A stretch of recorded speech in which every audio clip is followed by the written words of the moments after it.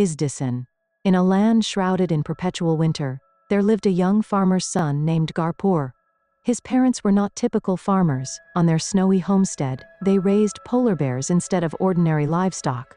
Tough and keen-witted, these bears hunted seals for the family's sustenance and served as sturdy mounts across the frozen expanse.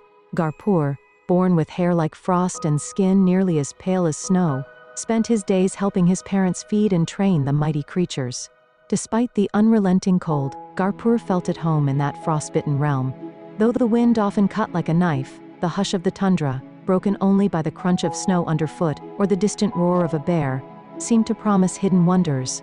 He was particularly close to one bear named Nanuk, a hulking, soft-eyed beast that seemed to understand the boy's every word. One winter's morning, with pale sunlight glimmering on the ice, Garpur's parents asked him to ride Nanuk to the nearest trading post. They needed fresh supplies of wood in exchange for the sealskins they had gathered. Garpur embraced the task eagerly. Bundling himself in thick furs, he ensured Nanuk's saddle was secure and bid farewell to his mother and father, who watched from the threshold of their timber house with hope and concern. At first, the journey seemed promising. The low sun cast blue shadows on the snow, and Garpur breathed in the cold air that always smelled faintly of salt and ice. Nanuk's lumbering gait was steady and sure. Yet, in the realm of endless winter, the weather could change in a heartbeat. That afternoon, ominous clouds swarmed the sky, and a fierce blizzard descended without warning. Icy winds tore at Garpur's cloak and stung his cheeks. Swirling snow obscured the horizon, and soon there was no way to tell sky from land. Desperate, Garpur urged Nanuk onward, hoping to find a rocky overhang or any patch of shelter from the storm's rage. But the world was blanketed in thick drifts, and the bear began to falter. Exhausted, Nanuk finally sank to the ground, too cold to fight the wind. Garpur crouched against Nanuk's flank, fearing the bitter chill would numb them both into a final sleep. Darkness enveloped everything, until, at last, Garpur lost consciousness. He awoke in a place more fantastical than any dream. A cavern carved entirely of ice. Colossal icicles hung like pillars from the vaulted ceiling, and strange flickering light shone from an otherworldly fire. The flames danced on the ice floor yet produced no smoke or melting heat. Garpur blinked, disoriented, before realizing Nanuk lay beside him, breathing steadily. Moments later, a figure approached through a dim corridor at the far end of the cave. It was a girl, small and lithe, with hair white as fresh snow, her eyes a startling shade of blue.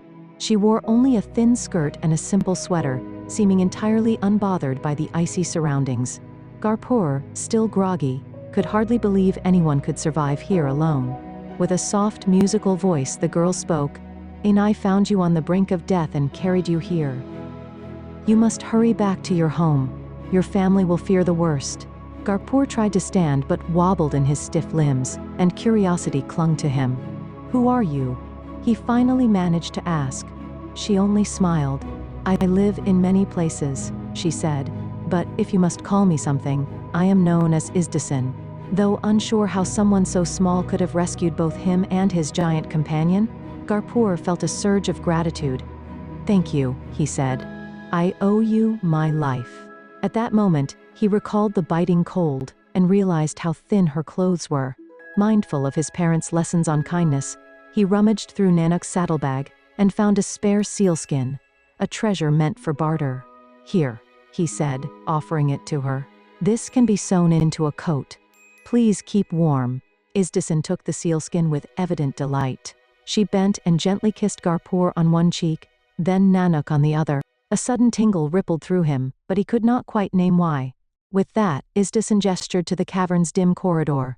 "Follow this path," she instructed, "until you find the exit. Then let Nanuk's nose guide you home." Still reeling from the strange warmth of her words, Garpur thanked her once more. He and Nanuk made their way along the ice-bound passageway until they emerged onto a snowy slope outside the cave. The blizzard had passed, leaving the land glittering under a pale sky. Garpur mounted Nanuk, determined to trust whatever magic guided his companion's senses. He whispered, "Nanuk, please take us home. You know this land better than I." To his astonishment, Nanuk answered, deep voice echoing in Garpur's mind, "The south wind carries the scent of our farm. Let us go." Startled and wide-eyed, Garpur realized he understood every word, as though a hidden door in his mind had opened. Though he had grown up among polar bears, they had never spoken in human language. He guessed the silver-haired girl's kiss had bestowed this uncanny gift upon him. They traversed the snowy plains, exchanging thoughts as easily as old friends might. Nanuk told stories of journeys with Garpur's parents, of the vast ice fields where seal herds gathered, and of nights spent beneath dancing auroras. More than once, Garpur had to remind himself how extraordinary it was to commune so freely with his polar bear. At last, they came upon a farmhouse that Garpur recognized. The startled farmer there lent them shelter for the night, and guided them partway home the next morning. By sunset, Garpur and Nanuk reached their own dwelling. The moment Garpur entered the courtyard, his parents and grandfather rushed out, voices shaky with relief and wonder. They fed him warm broth and listened in rapt silence as he described awakening in an ice cave beside a magical fire. He said nothing of his newfound ability to speak with Nanuk, not wanting to sound fanciful or cursed. Yet his grandfather, a wise old man with countless tales, gently pressed him. So Garpur confessed his secret, describing Ísdísin's pale hair and the sealskin he had gifted her. The grandfather nodded slowly. "I have heard of Ísdísin," he said. "Some say she appears to those lost in the winter's wrath, bestowing mercy and strange gifts. A man long ago gave her dried fish in gratitude, and she kissed him, granting him the power to speak with polar bears. He lived a fortunate life thereafter." So it was for Garpur.